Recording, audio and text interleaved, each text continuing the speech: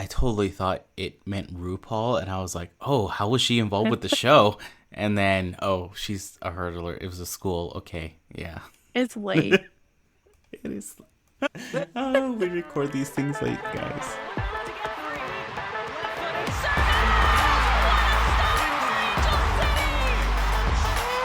Riley comes in. Angel City on the run. Corner kick presented by Cedar Sinai.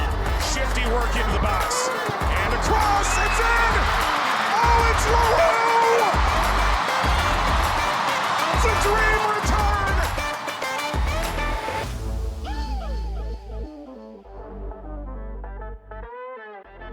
return! Welcome to Casual FC, an Angel City Preview pod. I'm Mario Salazar, along with my amazing pod partner, Angela Morales. And she's amazing not just because it's written on the script. Hi, everybody. Welcome back to the show. Just as a quick on the last episode of Angel City FC, we were at BMO playing the Houston Dash. As most of you know by now, the game ended in a draw. There were a lot of shots on goal. There was a lot of yellow cards. There was even a red card, but there were no goals. No goals at all. You know, there was a point. lot of...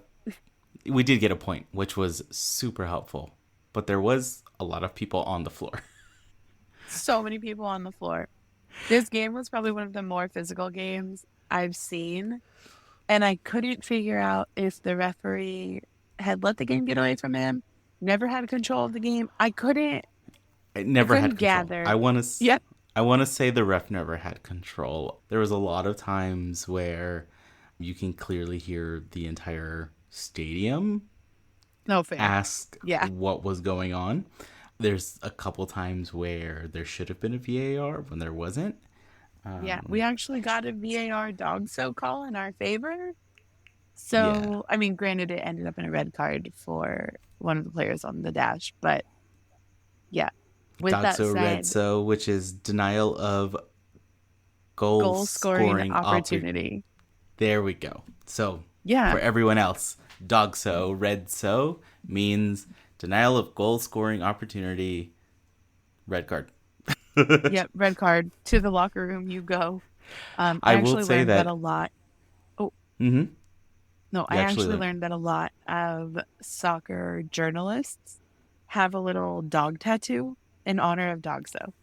Like that, like it's a thing. It's very cute. I think I would get a dog tattoo. I think I would get that little dog. So I would do it just to kind of. I do know that the Angel City Chicks wanted to do a little T-shirt of like a dog. So it's too many letters for me to figure out the acronym right now. But dog. So if you know, you know, which I thought was brilliant. So yeah, even the there was a season ticket holder that sits in my section. She sat behind me. And she was even commenting about how crazy this ref was and how physical he was letting the game get. Like, there's a certain amount of physicality you want to let the players go, but this guy had no control.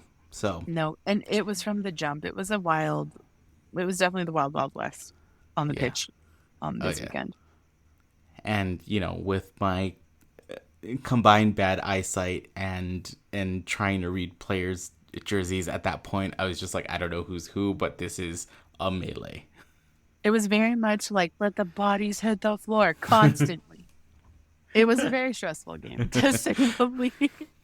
It was, but we walked away with a point. So to get into that, we have our standings check-in, and we are in 9th place. We're tied for 9th with Orlando Pride being in 10th.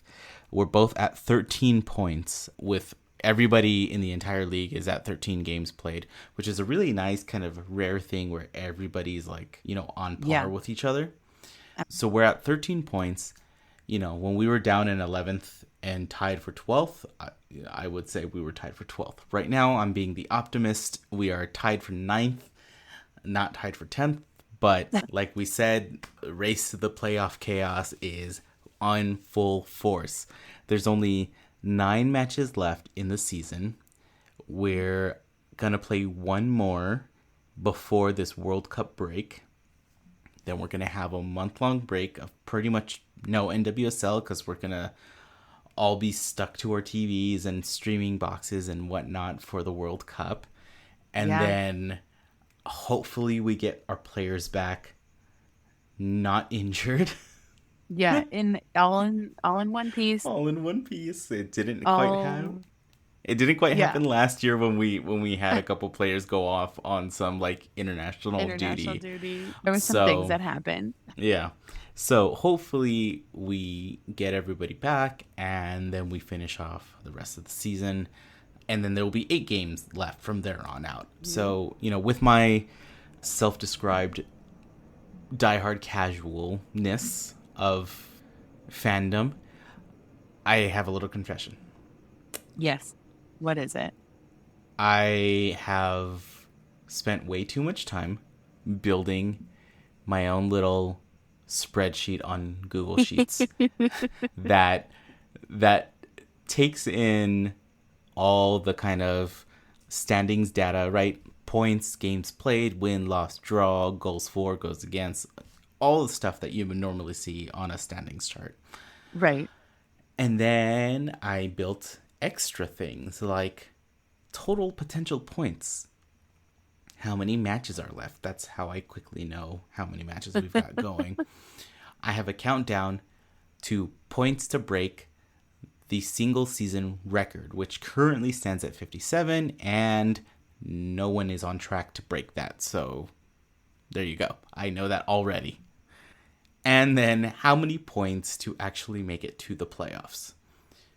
So with my little chart that I've made, and I'm also not the greatest at Excel. I worked on this for 2 years, but I will say it can still be wrong. What I'm looking at on my little chart, we have, and again, potential points is more about like if we won every single game from here on out, we would be at 40 points. The number of points we need to just clinch the supporter shield would be 37. So, we don't need all those 40 points of potential. We only need 37 to just jump everybody and become the top team in the league. Big feat, but there's a little part of my heart that says it can still be possible. Anything can happen.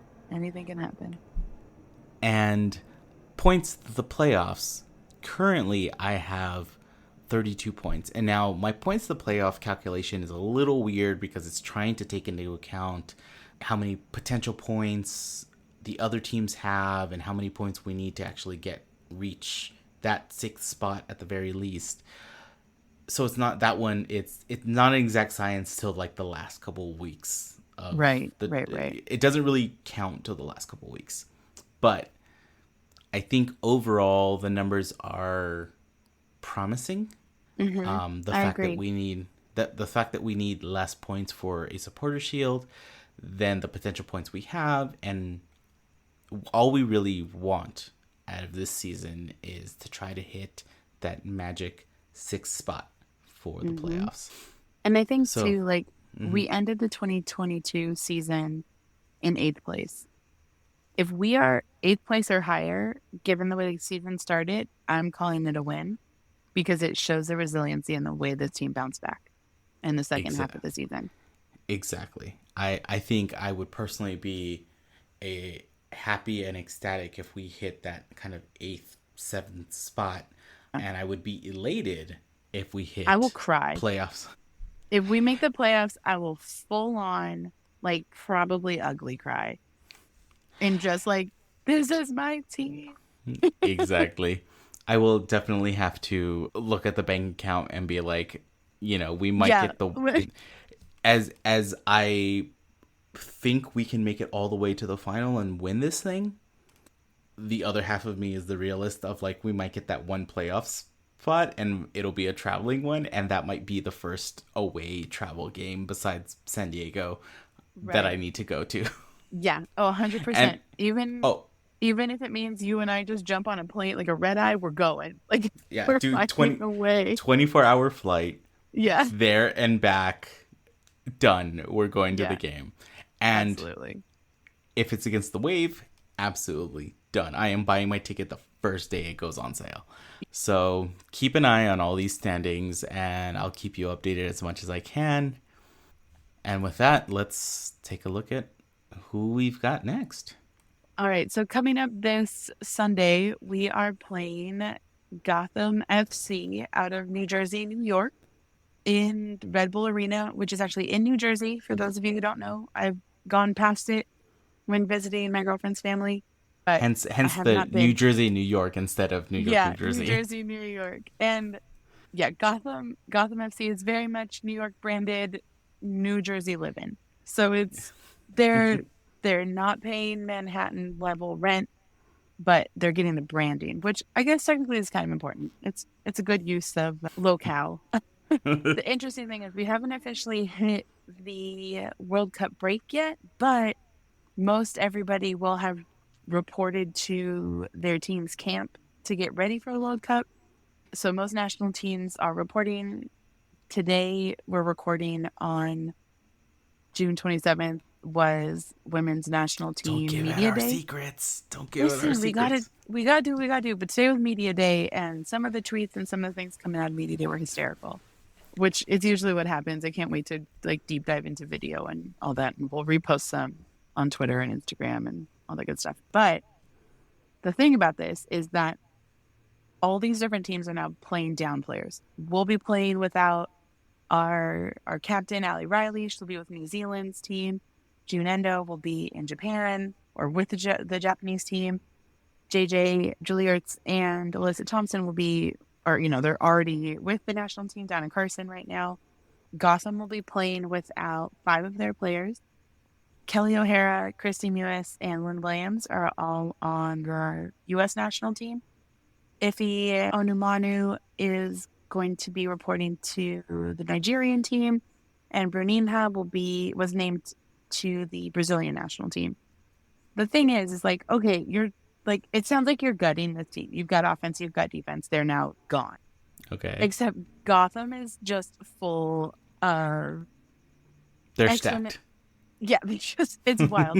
They have oh no, icons in the game. But yeah, we'll get to that in a minute. Yeah. it hurts a little to know that you take these 5 heavy hitters off the pitch and here's 5 more neat. One of them being Ali Krieger. We'll get to her in a minute because I have a lot to say about Ali Krieger. We've got our work cut out. So you're saying we've got our work cut out for us. Yes, it will not be an easy game. It's not like we're playing the JV roster. We're basically playing Varsity 2.0. Yeah. But okay, we just did a whole big talk about the World Cup. We got excited about World Cup in the last episode. I will say we will be doing a World Cup preview. However, it will be a little bit through Sol Rosa colored lenses. We're going to be focusing mostly on ACFC players and their national teams, where they're playing, what they're doing, what to look out for. So stay tuned for that. I'm excited. I will say that thankfully people are listening and it's exciting. And we appreciate and love every single one of you that have been listening. We did get called out on Reddit saying, hey, great episode. Can't wait for the World Cup content. So yeah, we're on it. Yeah, we're on the hook. We're on it. We're officially on the hook. We'd wanted to do it. It would be kind of dumb of us to start this podcast in a World Cup year and not talk about the World Cup in some capacity.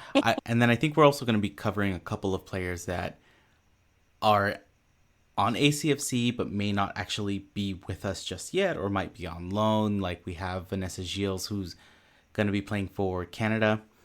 We've got Alison Swaby, who's playing for Jamaica, aka the Reggae Girls.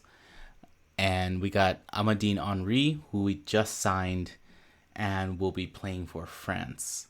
Keep an eye for all that content coming right before the start of the World Cup. We're going to try to get it out at least before opening day, and then, it will be what it is. The tournament is fun and crazy and exciting. Yeah, we'll be getting stuff out hopefully before opening day, but definitely before the end of the group play, and then probably freaking out and redoing stuff and all kinds of stuff going into the actual bracket.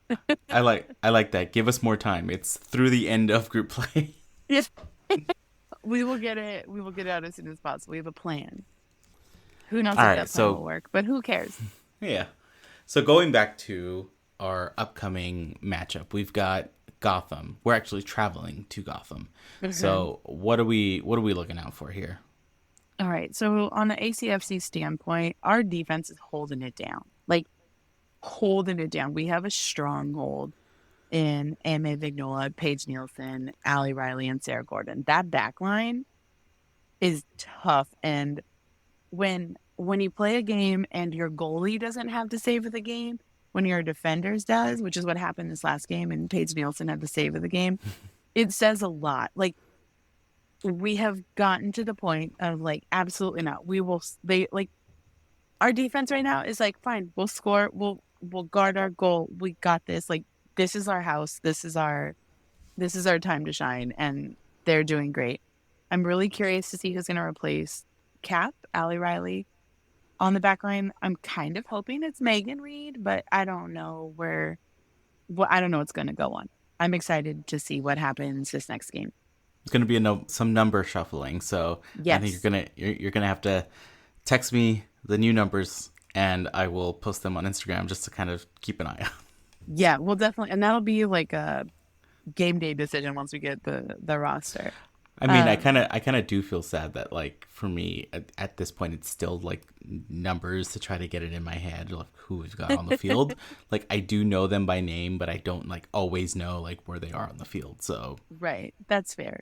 Give me numbers. Give me numbers, and I'm good. The biggest thing, and I think we all felt it in our hearts with how many shots on goal were rudely blocked by goalposts in this last game.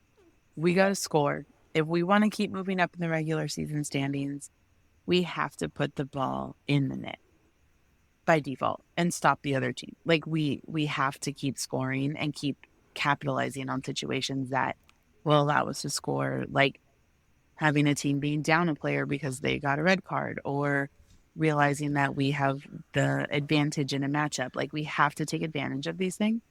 And that leads me into my next point of capitalizing on our set pieces, but specifically our corner kicks. We're really, really, really, really good at earning corner kicks. Sponsored by Theater Sinai, especially. But, like, we're so good at getting the corners, we have to start turning them into something. It gives us an easier shot at goal, like scoring a goal, all of that. I will say we have gotten so much better on that in the last couple games. On Sunday, we did a little short corner kick, moved the ball around in this weird, funky way, and then all of a sudden, we almost scored. Like, it was very well put together. We just have to keep executing that. And I really think we're going to see that this game, but especially during the Challenge Cup games that are coming up. Yeah. There's so much, when we saw that red card go up. I even pulled up Paramount Plus and I was like looking at the replay because, it happened on the other side of the field from where we sit. So I was looking at it. I was sharing it with like our seatmates there. Everyone around you, yeah.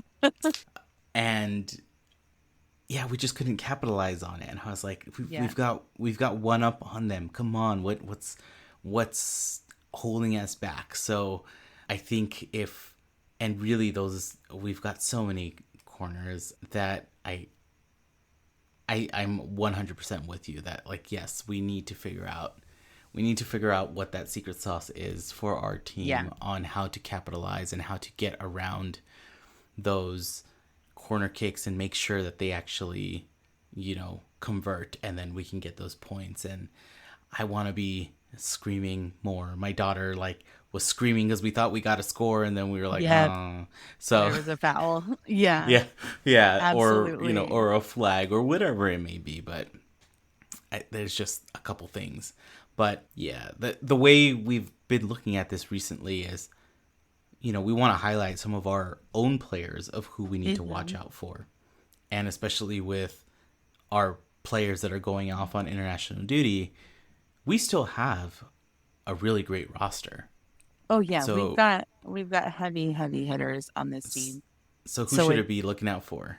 Yeah, so Sarah Gordon. Granted, I feel like you should be looking out for Sarah Gordon regardless. Just every day. Just look out. Maybe you'll see her in the wind somewhere. she is a fantastic defender. She is my girlfriend's favorite player and has been for a very long time, even when she was back in Chicago. She's up until last season when she was traded to ACFC. Sarah had played her entire career in Chicago. That includes like her entire career. She is a homegrown Chicago kid. She went to DePaul, which is in Chicago, which in looking up stuff for the show, I found out she was actually a 2-sport collegiate athlete, which is incredibly rare. She was a hurdler for her first 2 years of school while playing soccer, because track and soccer seasons are different. Yeah. But yeah, this is kind of the Sarah Gordon revenge tour in a way. It's her comeback season after she tore her ACL the first day of preseason training for last season. Was it the first day? It was like day 1 or 2. It was really early on, and it was devastating, both for her, obviously, because that is such a monumental fear. And everybody, like, that's just in your head constantly as a player. Like, I have to stay healthy. But she is having a hell of a season on defense. She's breaking up plays that in ways I didn't know you could break up plays. She's just everywhere. And a joy to watch when she's playing. All right, so I'm going to take a break from screaming about defense and goalies and everybody who doesn't get the fanfare that they deserve and move to our forwards. I first want to talk about Scarlett Camberos. She is actually from LA, San Diego. Like, she's from Southern California. She went to college at University of California, Irvine, where she was named the Conference Player of the Year. Anteaters, right? Anteaters, yeah. Yeah. I went to Long Beach State, so I cannot say woo. Like, I will not cheer for them. But she plays for the Mexican national team, and she actually scored her first international goal when the Mexican team played a friendly against Angel City last season. It was a fantastic game. It was really fun to see the crowd that her presence brought. So there was a little bit of controversy, outrage, a lot of feelings with her coming to Angel City. And it's because while she was playing with Club America in Mexico, she had to deal with a lot of online harassment, stalking, and all kinds of things no woman wants to deal with, regardless of their status in the public eye. But it's worse when you're in the public eye. And a lot of her leaving the team was because of the lack of protection that the Mexican government was providing, or the team. And like, it was just this whole messy situation. But I'm really hoping that her being here has allowed her to breathe again and be able to feel safe in her environment. Hopefully. I mean, that just sounds horrible. And I didn't really, like, I heard things, but I didn't really know too much about it. But, like, just hearing that type of stuff, nobody deserves to go through that stuff. Nobody deserves to not feel comfortable in general in their vicinity, in their just daily being, but also in what is your place of work, right? Right. Like, feeling those things, feeling that kind of heightened, threatened existence and not feeling protected just sounds like a crappy thing. Absolutely. I really do hope that her coming here has been part of a better chapter in her life. Yeah. And I really do hope and think that ACFC would be doing a lot more for her. Absolutely. I feel like they take care of their players really well. So yes, it is her time to shine, and I really look forward to seeing her a lot more. Same. It's also really fun because you can see at just about every West Coast game, there is a Camberos contingency. Like, either fans of hers, her family, like, people come out to watch her play. And she's shown a lot of really smart play on the pitch. She assisted one of the goals in the win against San Diego. She has a really good sense of the pitch, and I'm really excited to see her in an opportunity where she can just kind of run away with this.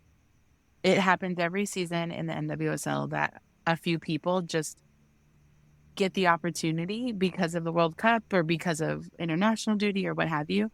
and blow people away, and I really think this is a great time for her. And I hope that she's adjusted enough and like feels like she can kind of, pedal to the metal, see how far she can go with this. I think it's gonna be really fun. Yeah. With that said, another one of our forwards, Claire Emsley, who we've talked about a little bit. She is currently kind of nursing a little hip injury right now. I think they've tried to sit her the last couple games to get her to heal so that she'd be available for these games when like JJ and Alyssa are out and, our roster gets a little shuffly. This is going to sound really silly, but I am an eighth Scottish. My grandmother's mom immigrated from Scotland here. We didn't find out until after my grandma had passed. So I've always wanted to get my Scottish passport, but I can't. That's awesome. Yeah, I can't get my passport, but I can track it back to being Scottish. So I have like a super soft spot for Claire in my heart. And an eighth doesn't meet the threshold? No, I'm too far removed from the like first generation over here in America. Yeah, at least with her being gone. But for Claire, she has had a prolific career for the Scottish national team. They made the last World Cup in 2019, and she scored the first ever World Cup goal for Scotland in that World Cup against England, which is huge. Like that alone, scoring against England is already hard. When you're Scotland and you're scoring against England, like hell yes. There's such a rivalry between the two countries. Unfortunately, they didn't win that game, but being the person to score your country's very first World Cup goal is so monumental, and it's such a gift to the player, to the team, to what have you. And like we've seen Claire and what she can do on this team. She's scored from a corner kick. She's created goal scoring opportunities whenever she can, or she attempts it. And I think she's going to have a hell of a time during this break and during these Challenge Cup games and all the good stuff that's coming. Yeah, no, that's awesome. And then the kind of just national rivalries of things like that, between like Scotland and England. We might cut this out. I don't know. You tell me. The great rivalries between those two nations. Copa 90 does amazing football stories. And my favorite stories are, all about the kind of like rivalries and the dramatic stories from both the supporters' perspectives and the fans and things like that. They actually have a really great like mini documentary about Scottish football and English football. Oh, wow. Granted, it is the men's side of all of it. I think that documentary gives you a really good understanding of the deep threads between these like Scottish and English teams nationally, and how much it means to everybody. Yeah, we think soccer is fun here. Football in England and Scotland, all throughout Europe, is a different level. It's so cool. All right, so I'm going to give you the numbers, give you the positions. Please. All right. So we've got Sarah Gordon in the back line. She's on defense. She's going to be over there by Didi. All right. She is number 11. Let's go. Number 11 defender. Let's go. Yes. Scarlett Camberos. She is a forward, so she'll be by the opposing goalie. She is number 15. Yep. And Claire Emsley, somewhere over there. Claire Emsley is number 9, also forward. She's just everywhere. Yeah. She's here. She's there. She's everywhere. Exactly. All right. Now for the enemy. Dun, dun, dun. The Goths, the Bats. Whatever. Hey, people are calling them the Goths. People are calling them the Bats. I'm here for all of it. Yeah. There's a push to create an LA-New York rivalry, and I don't know if it's going to take off. I'm down for it, but also, like, sure. I'm fine either way. We have the Chanclasico, San Diego. I don't know if I can handle 2 rivalries in a league with my team. It's too much stress. But they're players to look out for. I first want to say I'm really grateful to all the hard work that Gotham has put on and put together and what they've done over the last season or two, because it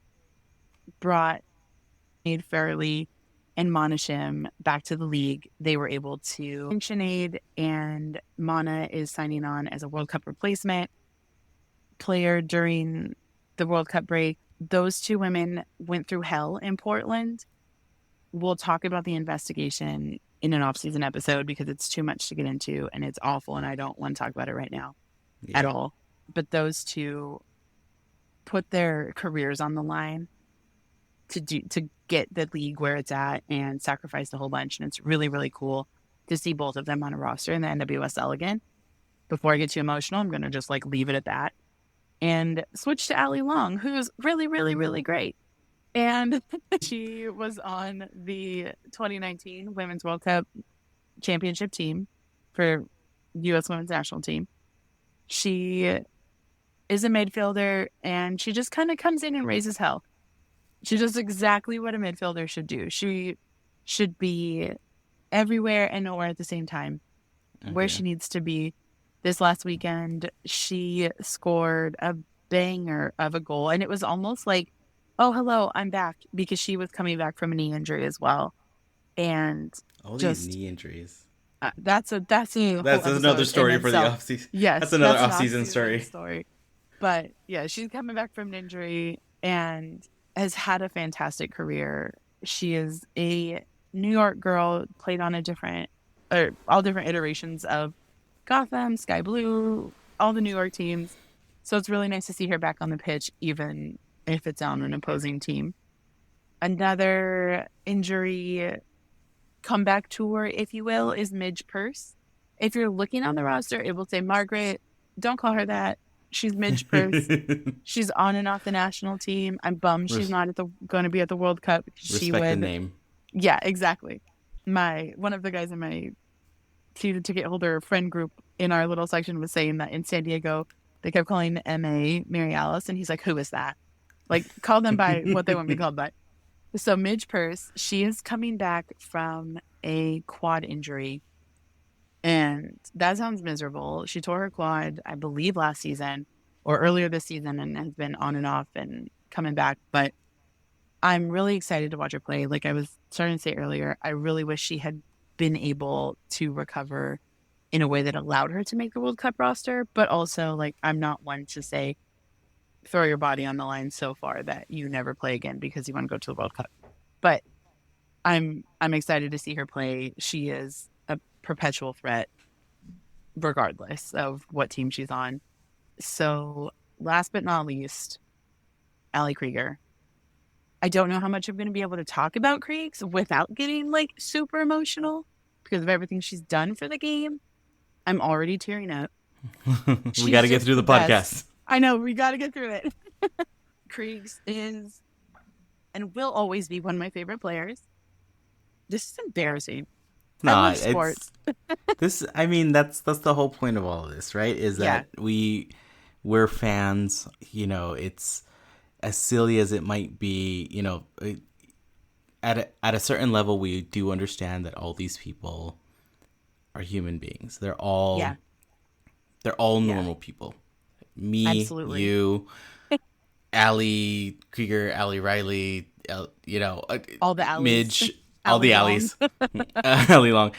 We're all normal people. We're all gonna go stand in line and grab a coffee, but absolutely. they bring a special joy to all of us in what they do, and that's their gift, right? They're amazing at what they do. They're amazing at how they play, and we are fans of them. So I don't blame you. I don't blame you for getting a little teary-eyed here because that's just what this game does, I think.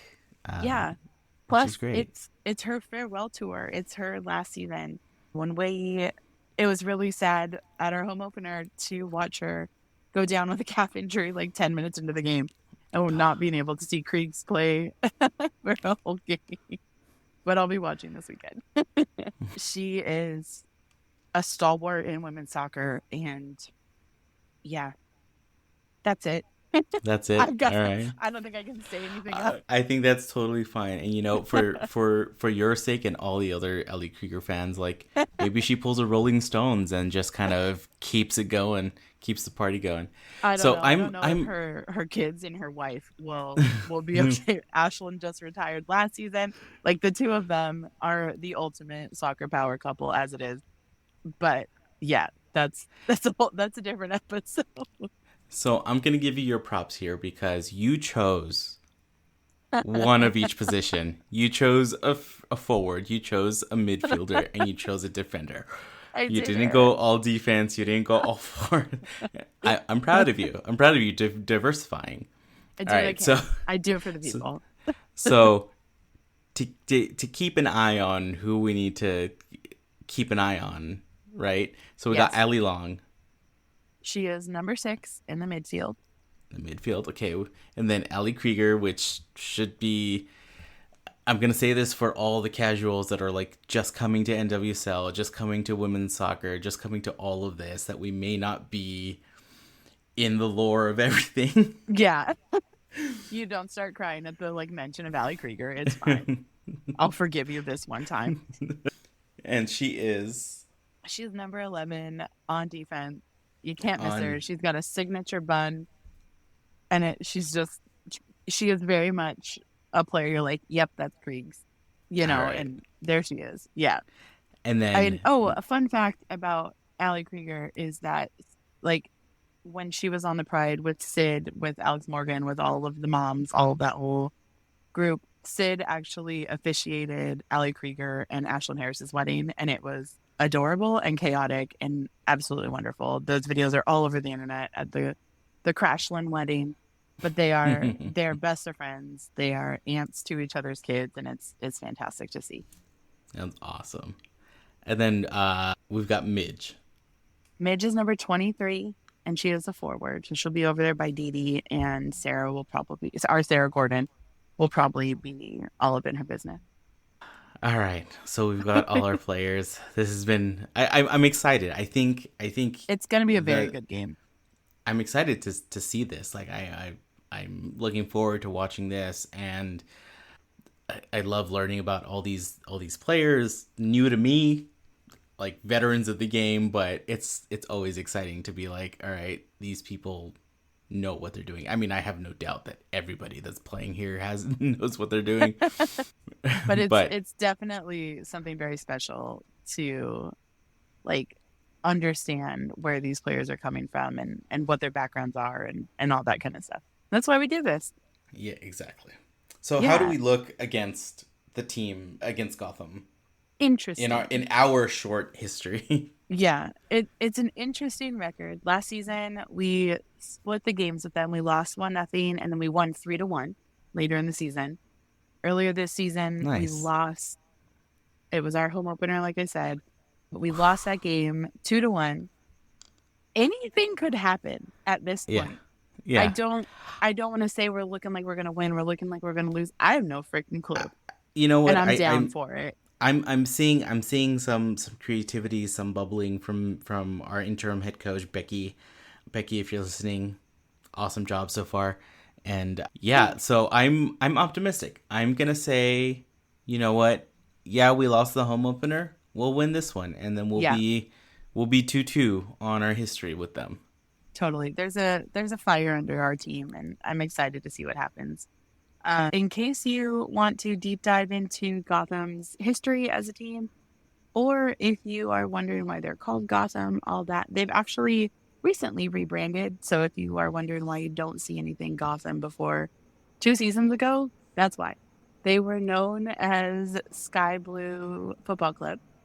And there's been different iterations of Sky Blue in different iterations of women's leagues. So we are Gotham FC. We are a different team. We are the same but different. We are grown up now. We're here to stay. We're not going anywhere. The league's not folding, all that good stuff. Recently, they have had a lot of celebrities and professional athletes coming to ownership and looking for minority ownership. And it is really neat. Ashlyn Harris, who is Allie Krieger's wife, She is one of the most decorated goalies in women's soccer in America, if not worldwide. She is a medalist at the Olympics. She's a World Cup winning champion. She's kind of done it all career-wise. Sue Bird, who, if you have so much as breathed in the direction of basketball in the last 20 years, you've heard her name. 5-time gold medalist at the Olympics. Like, anything you can do, Sue's done it. She's also, those two are minority owners, along with Kevin Durant and Eli Manning. So it's really neat to see another team start to collect their big name owners. And I think Gotham is looking to kind of do what we did here in Angel City, and everybody bring their friends in, bring their family, bring the money in, because that's how we push this league, this team, these players, is how we push them all forward. Yeah. I mean, there's only so much like a single ownership thing can do, but when you bring like these ownership groups, there's so much more power to them. There's so much more reach. There's ideas, right, and just capital in general to be able to pay these players and to be able to like build the brand and do all that kind of stuff. So it's exciting. It's exciting to see the league grow that way. Definitely. So it's really cool to see. And someone who's watched women's sports for a very, very, very, very long time, seeing people with a lot of money say, yeah, we're deeming this important and not making fun of it, is a gift. Yes. And I'm here for it, and I'm excited to see all of this keep growing. Definitely. All right, Mario, where are we watching this game?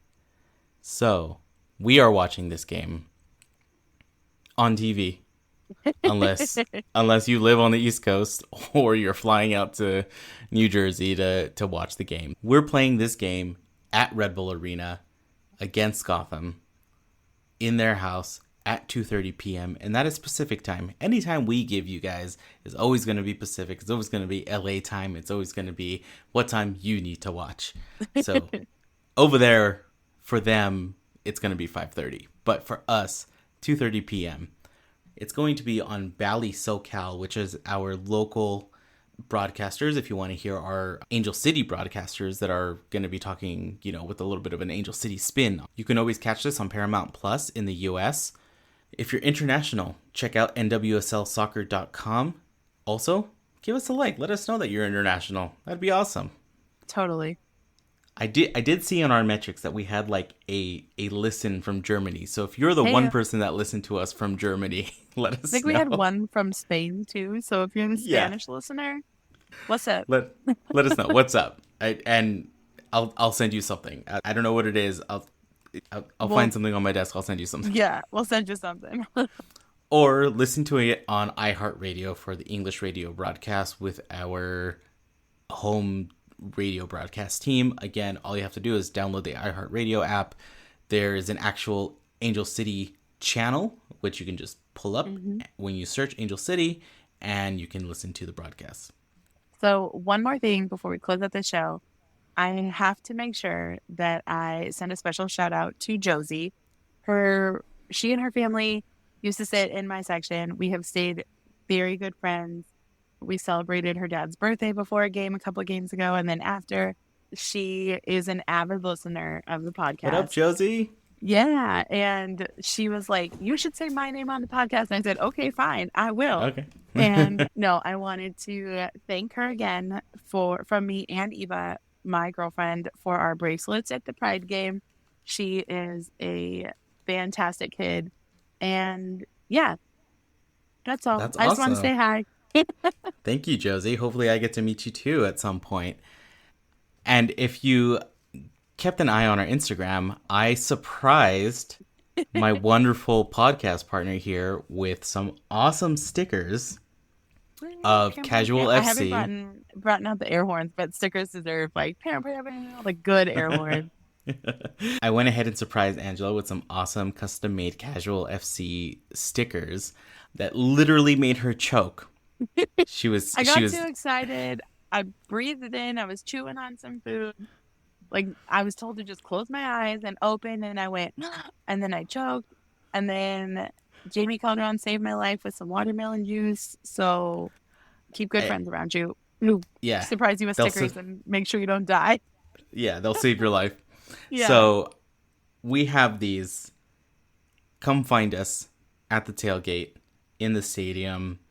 Just DM us, and you know what? We've got these stack of stickers. We're giving them out for free. Ask for a couple and share them with your friends. It's all great. It's all good. Thank you for listening, and we'll see you at the next one. See ya. All right. Did it.